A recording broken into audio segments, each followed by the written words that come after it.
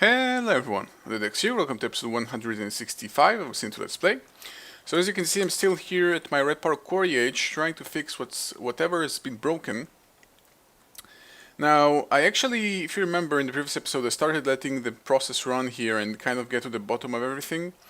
But I noticed something strange. All my solar panels, I do have a couple of them right here, here, and here. But my main bulk of solar panels are actually being obstructed by my track placement system. Now, this of course isn't by design. It's not supposed to be like this. It's not supposed to be blocked by the track placement system. So I can fix it, but then I realized that actually by design this is actually kind of bad, because I did not account for things like that that can happen. The thing is, though, I'm not going to change too much. What I'm simply going to do is add a lot of more solar panels all over the place instead, which will hopefully help me solve the problem. I will need, however, a lot more Ruby block panels before I do that. So let's integrate the recipe to craft more of them. I think it will be a good idea, since I'm going to probably use a lot of them at the moment. So I'm going to get a bunch of blank patterns, and what I'm going to do is simply add every recipe which is a part of crafting panels. So that's actually, I think it's only 2 recipes. So this is the first one, and the second one is already panels, because this is slabs, this will be panels. So that's just 2 quick recipes that I'm adding to the system to be able to craft a lot of them faster. So if I dump them into the system, I can actually now ask for a little bit more panels. Let's ask for 40 more.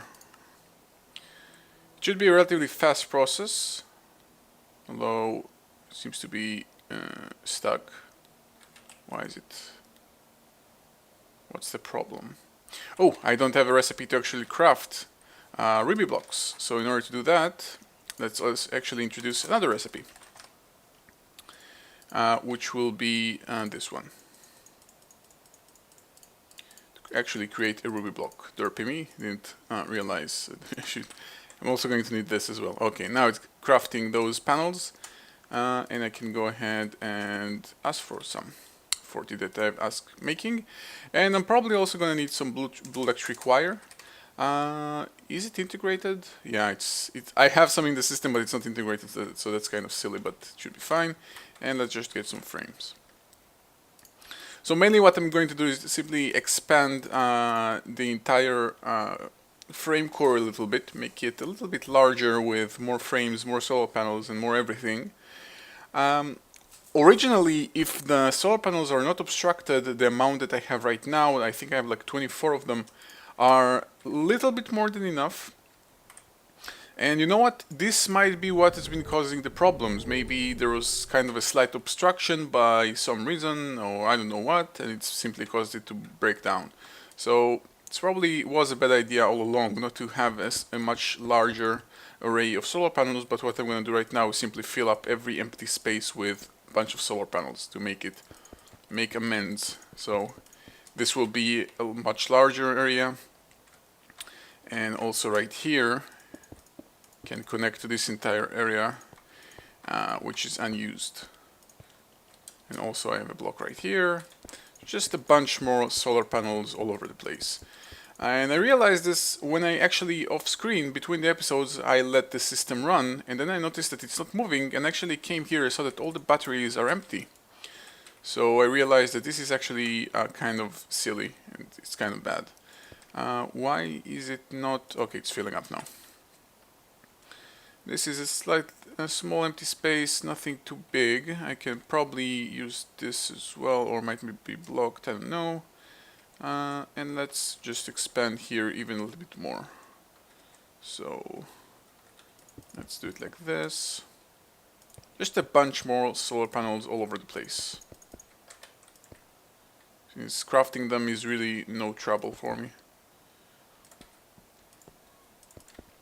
Okay, and finally what I'm going to actually need to do, because the counter was cycling through actually the ticks and not doing anything, and what I'm going to do is actually remove it and restore it. So 134, 134, place it down, and restore that number 134. And I think I should have enough energy at the moment all over the place. I should have enough. Yeah, let's let it run. Okay, if you missed the previous episode, I started dealing with why it's broken. And the solution that I came up with will probably be related to the fact that I should probably just let it run again. It will once more get overlap with this. It will break again, but that's by design because this is pretty much the easiest way for me to solve this. So at the moment the only thing left to do is just let it run and break again because this is simply the way it is. Okay, so that's that. Okay, so in the previous episode, if you remember, I changed two segments of my combustion engine's array to actually start using coolant instead of crushed ice. I did some testing on my own, and in terms of efficiency, or more likely in terms of how much heat do they disperse per unit of liquid, they're pretty much the same. They're exactly the same. They deplete the same way. Both of them are way more efficient than water, but they deplete in between themselves. They're pretty much exactly the same way. Now, crushed ice is kind of cheaper to make because it pretty much relies on self-sufficient products. Basically, the bees produce this free. However, it's a lot slower. While coolant is a lot more pricey. To create coolant, you actually need to invest some sort of a water container and actually some tin, which is kind of significantly more pricey. I think you cannot argue about that. Although I don't really have a problem with tin, it's still pricier. Either way, I kind of want to do a change. And the reason I want to do this is the following. To actually create a coolant cell, I use some sort of a water container. Now, at the moment, the water container that I'm using is, at the process of crafting, is actually a water can. Where is it? Right here. So I'm using a water can and 14 to actually craft it. I want to do a small change with it, which is, first thing I want to do is actually change the water can to be a water bucket, because I don't like the fact that I'm investing so much tin to the process. Well, when you use buckets, they will simply fill up with, they will use the water, and I think without any problem the recipe will simply dump the empty bucket back into the system. And there is actually a very quick way to check it out if it indeed it works that way. At the moment my bucket count is 204. Let's make sure that I do have a bucket recipe. I don't recall, I might not have that actually. No, I don't even have the recipe to craft water buckets. Okay, so here's the next change I'm going to implement. So far, every time that I needed a water container, this is what I've been doing. I had this deployer right here, which is being ticked every 1 second, and simply this interface with the custom recipe knows that if you give it any type of water container, at the moment I implemented only 2 of them, it will create the deployer, and then the import bus actually has to filter out only the specific water containers that I'm creating. This is fine, this is working, but the problem is, there are actually 2 problems. First, it's very limited because it only can tick 1 per second. I can make it tick faster, but it will actually cause a little bit more lag, and no, it's not already producing enough lag because of the timer. And the fact that it's limited, like, you cannot do too much about it. It's kind of annoying, and also the second thing is that you have to set manually whatever you want to import. I don't like that. Let's change that. So here's what I'm going to do. I'm actually going to do something that I came up with. It's actually quite awesome thing using Zycraft. So this is what's going to happen. While making my liquid warehouse, I started dealing with item IOs. Let's see, where are they? There you go. I made 4 of them. I used 2 of them for the coolant, but now I'm going to use 2 more of them. And I'm going to use them in a way to make my production rate of water products or water containers a lot faster. The way I'm going to do this, let's do it like, I think I can do it right here. Let's do it right here. Okay, so here's what's going to happen. These 2 blocks go away. and I'm going to update them to be item IOs. I'm going to update the tank again so it contains water. I'm going to change each one of them to be a different mode. So this one will be blue and this one will be orange. And what that means, when you interface with the multi-tank, blue is the input to either basically the input to receive items, orange is the output to take items out. It doesn't matter if it fills the container or take liquid out of the container. It makes no difference. The point is that this is the interface. So now I can interface with those two blocks on my own, and they know how to push items out as well. So it's actually a very convenient thing. So my idea here, in order to change the way I craft liquid containers, will be as follows. So the first thing I'm going to do is actually take down my current deployer. Simply take it down and remove it. So this will go away. I'm going to need some stone to fill up the empty holes in the ground. This will go away, this will go away, this goes away, and this goes away.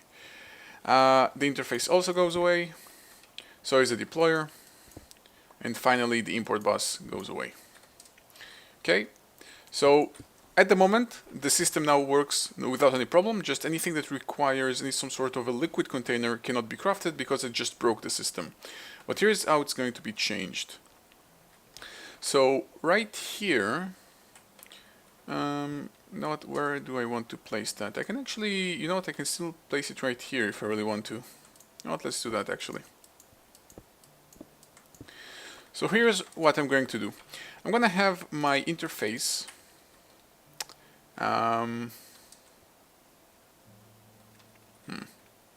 how do I want to go about doing this?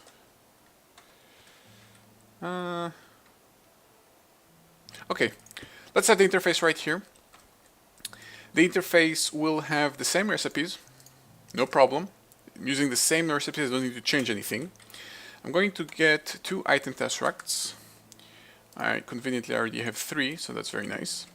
And I'm simply going to place the item tesseract nearby. That's it.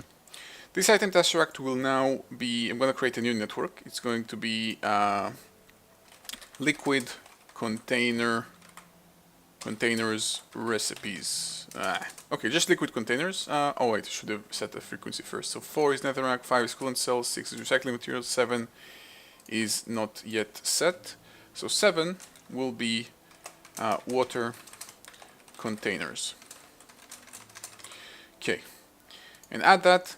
The configuration will be both send and receive. I'm not going to change that. This is fine. This is how it's intended to be. And I actually should have shown you an example on how long would it take to craft a specific amount of, let's say, water cans previously. At the moment I can't do it anymore because I just took it down. But if I set it up now, so blue is the input. So let's have the item tesseract right here for the input. It will be again both sending and receiving water containers, this mode. And finally a deployer, not a deployer, but in the relay, not a deployer. One relay that will look like this. That's it. It's set up, and I can actually now add any recipes that I want. So I know I haven't shown you how it works yet, but I just want to show you that I can add any recipe that I want. So let's add a recipe for water buckets as well. Remember, I took away out of the equation the need for import buses. I no longer need to configure which type of new recipe I'm using. I can now simply add the new type of container as a recipe and use it. So if you give me a bucket, I'm going to give you back a water bucket, encode that recipe, implement it into the interface. Right, oh come on, right here. And now, if I ask the system for containers, I'm actually going to do that from the actual warehouse so you can see it happening in real time. If, for example, I ask for water buckets, if I ask for 1 water bucket, this is how fast it's going to be. Now, it may not seem that crazy, but if I ask for 64 water buckets, this is how fast this is. It's really, really, really fast. And it's very, very simple to actually implement. because since I'm using the tesseract the way I am, and actually I didn't really have to use tesseract, this tesseract could have been avoided altogether, and it just might have been the interface right here. But I kind of used tesseract on purpose and placed it in my basement because simply I like everything concentrated there. So this is extremely simple to do with the use of Xycraft tanks. What basically happens is because those two item tesseracts can both send and receive, they talk within themselves. Whenever I ask for a recipe to be made, what happens is the interface simply pushes out the specific container into the tesseract. This one goes into the item IO of the liquid tank, of the water tank, gets filled up, and this is, by the way, where it comes the fact that I don't need any import buses, because the liquid containers are smart. They know whatever they can fill up, and they do it automatically. So they fill up, they push it into this relay right here, which then in turns push it back into this item tesseract, which then pushes it back into the interface and back into my system. So this is extremely fast and extremely super easy way to actually craft a lot of different types of liquid containers. Most notably water, because I'm using water, but this is an extremely simple thing to do. Now finally to test it out whether or not I can actually use water buckets within my coolant recipe. So at the moment I have 139 empty buckets, 66 water buckets. If I ask for a coolant, it should go to 140 and 65. And there you go. And now I stopped using tin as a part of the process of making coolant cells. Now it still uses some tin to craft it, because that's an unavoidable part of the crafting recipe. But instead of using a water container that uses tin on its own, took it out of the equation, kind of conserving a little bit of tin, if I can help it. And the reason I'm doing all of this is mainly because I have a plan on extending the amount of coolant that I'm using.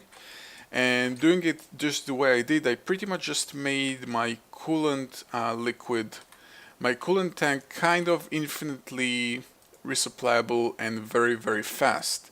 It will be very fast. I mean, if I ask for a lot of coolant, it's still going to resupply itself very, very fast, because it's now not being limited by that 1 second timer that I was relying on so far. So that's kind of a small thing, but it's a very helpful thing. Let's take a look at my red power core, see how it's doing. It should be fine. Yeah, okay, so it's fine. Eventually, oh, it's already got down and started going up again. Nice. And yeah, all the batteries are getting filled up, so that's not a problem whatsoever. Okay, so in the previous episode, I kind of changed the way I'm dealing with my nuclear reactors in a way to make them fully automatic. And by that I mean that whenever they run out, they automatically, all the remnants, those depleted cells or whatever they're called, are automatically being pulled, and I'm pushing inside new uranium cells. But then I realized that if I'm already going for something that looks like this, where I'm always kind of always pushing new items into it, and it's going to be always working, there is no reason why not to fully upgrade it to basically a stronger design. Now, what I'm aiming for is probably a design that is not, at least not by design more efficient, or I don't know, more resourceful, but actually just as strong as possible. What I'm going for is strength. I want to generate as much EU as possible for the shortest amount of time. I don't care much about efficiency, more about energy. So I've found this design again on the Industrial Craft forums, which are actually quite a useful tool for these kind of things. And the design I'm going to use is going to be a lot different than this one. So what I'm going to do right now is, first thing, actually turn off my export buses to be basically only active with signal, and since there are no signals around, they're going to be turned off. And what I'm going to do is, unfortunately, I'm going to have to dispose of all of those uranium cells. I don't think there is any way whatsoever to actually restore them to full durability. Or is there? Is that a thing? Can you do that? Can you combine a durability cell with dense copper to to a dual cell? Seems strange. Is it even... I don't think that's intended, if that works. Let's see. Yeah, it doesn't work. I guess there is some bug with NEI and the way the durability of uranium cells work, so that's kind of a small little bug. But anyway, unfortunately, those 2 cycles that I've started in the previous episode, basically those 24 uranium cells, are kind of the price of progress, because I just realized that I wanted to go for a different design after I've placed them. So I don't really have anything to do with those already durability uranium cells, except for just dumping them into the ocean, because I'm going for a different design and just dumped my laser as well. That's great. Okay, it's gone. I'm just gonna make a new one when I need a laser again. I could wait for the design to kind of, the cycle to kind of end, but I decided not to do it and simply go right ahead and change it right now. Again, I don't really mind doing that simply because I just have so much uranium and it's really not big of a deal. Okay, so let's start it up. So as I've said, I'm using a design taken from the Industrial Craft forums. It's less efficient, but simply will create a lot more energy over time. It uses a whole lot different components, so I'm actually gonna go ahead and make them. It doesn't use any component heat exchangers from what I can see, only overclocked heat vents and the component heat vents. So let's go ahead and make a lot of them. And I'm going to need, the design has, let's see, about, I think 7 empty slots in the design, because it's not taking into consideration the fact that you might want to automate this. Now, since I want to automate this, what I'm going to do is those 7 empty spots, I'm simply going to fill up with the heat capacity reactor plating. So at the moment, both of the reactors are turned off. What I'm going to do is actually go ahead and set up the design in one of those reactors, and I'm going to do this off screen because it's just a little bit boring, so be right back. Okay, so I finished setting up this reactor. This is how the design is going to look. It uses only one component heat exchanger, a lot of overclocked heat vents, and a bunch of component heat vents, and all the empty slots are where their uranium goes. Now, this time around, I'm not using a single cell, I'm not using dual cells. This actually design uses the quad cells. So this is why it looks the way it does. Now, all the heat capacity reactors are actually spots where they can pretty much remain empty. But since I'm using my applied energistics export buses, will always push items indiscriminately. Basically, they simply push them wherever there is room. I have to fill up all the empty spots which have to be empty. And these capacity reactor plating are the best component to do that, because they don't interact in any way whatsoever with anything that happens. The only thing they do is just increase the heat capacity of the reactor before it actually melts. Now, since the reactor, this design is supposed to be completely stable, meaning that you don't have to worry about cooling it down, they basically serve no purpose except for just making sure that the quad cells that I'm pushing into the right places are getting to the right places. So let's finally just change what I'm doing with the export buses, and first I'm going to actually start autocrafting quad cells. And quad cells use 2 dual cells, and which use those 2 uranium cells and a lot of dense copper plates. So I'm going to need 2 more blank patterns to complete the process. I'm going to need, let's take 1 and 2 of those. So the first recipe will be making the dual cell. So combine 2 of those with 1 of these, gives you this. And if I go ahead and actually make one, I'm gonna need 1 more dense copper. If you combine 2 of those dual cells and 3 copper plates, you get the quad cell. So let's dump those 2 recipes into my assembler, my molecular assembler, and actually ask for 1 quad cell. 1 quad uranium cell. The crafting process may not be as fast because it composes of actually condensing some copper into a dense plate, but that's kind of unavoidable. There is really no way around it. So it's not that bad, it's not that great, but overall it's pretty much okay. Okay, now finally, to set it up the way we want it to be working, only the left one is in the current design, the right one is still on the old design. So let's change the export bus to be moving quad cells. It will always be moving or crafting, and it will be always on. And you can see it's going to take a little bit of a while because it's asking the system to craft those quad cells, and also at the moment the reactors are turned off because I'm full of energy. That's going to change very soon.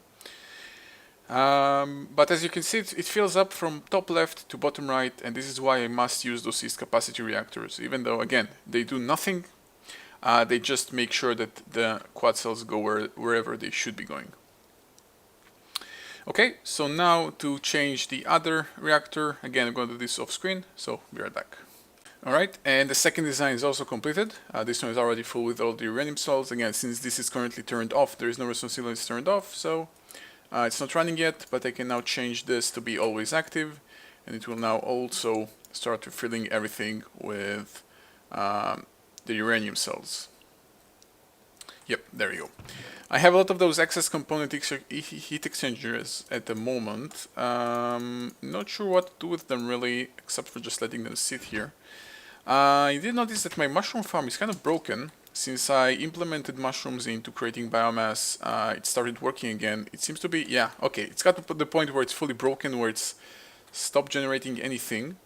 I'm gonna quickly go ahead and figure out why it's broken. Just quickly, one thing before that, just letting you guys know that I also implemented the the advanced heat exchangers, overclocked heat vents into my Planet Logistics because I was crafting them just now to make the design a lot easier to craft.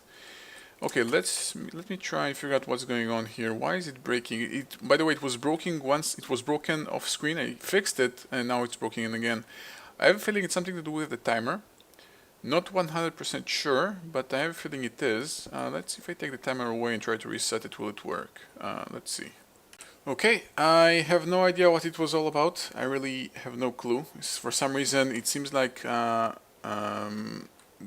counter here was kind of offset with the counter here, and they were I had some trouble. I know, I replaced the timer and kind of set it up again. But looking at this right now, I realized it is kind of very, very silly. At the moment, I have an access point of Planet Logistics right here, and I kind of, for some odd reason, I'm outputting everything into a tesseract back into my system, which then pushes it into my Planet Logistics. I have no idea why I'm doing this. I can simply directly push it into some interface right here. So let's do that. I'm gonna turn off this end gate to make sure that it doesn't work anymore at the moment. I will need an interface, one of them, and the tubes I already have, and so that's not a problem. Although actually, you know what? No, it should be fine. And however, I will need something new, something that I haven't used before, which is a hollow cover, not a normal cover. I'm gonna in a second explain what it does exactly. I don't know, did I use it before? I don't recall using it. It's extremely useful though. So you simply make it by setting up 8 of those normal covers like this, and you get the hollow cover. It's very useful if you use it properly. What it does when you use it with frubes, what it lets you do is actually, for example, if I place it right here, if I take this tubing line and place it connected to this frube, what will happen is that the tubes will connect, but the frame will not move the tube around. So the operation of the frame sticking to everything and moving them around will be not working. But the tube will connect. And this is a very useful thing. It's a very powerful tool, mainly for what I'm doing right now, because it's being useful for me. And you can see how it's useful. So if I place it like this and have my interface right here, the output goes directly into the system, directly into my Planet Logistics network, without the need of a relay and a tesseract in between. And you can see this hollow cover in operation, the way it works. So it always will connect to the tubing network. It doesn't take it around with it, and this is just a small little change that takes out the tesseract out of the equation, because for some reason I placed it here originally. I have no idea why. So I can now take it away. Stupid. Okay, So that's that. So I implemented this super fast water production system. It's actually, I'm very pleased with it. It does exactly what I intended it to do, and it's working quite flawlessly. And you can kind of test it. You can see, you'll be able to see it. For example, at the moment I have how many buckets? 140. Let's go crazy. Let's try and create 100 buckets of water. And you'll be able to see that the operation is so smooth and so fast. It's a very useful thing. This thing can be extremely powerful in the right hand. So this is a very nice thing, and it could probably be useful. It will be useful in the future because I do intend to start using probably some more intensive setups using engines and using coolant as a result in the very near future. Alright, so as always, thank you guys for watching, and I'll see you guys next time.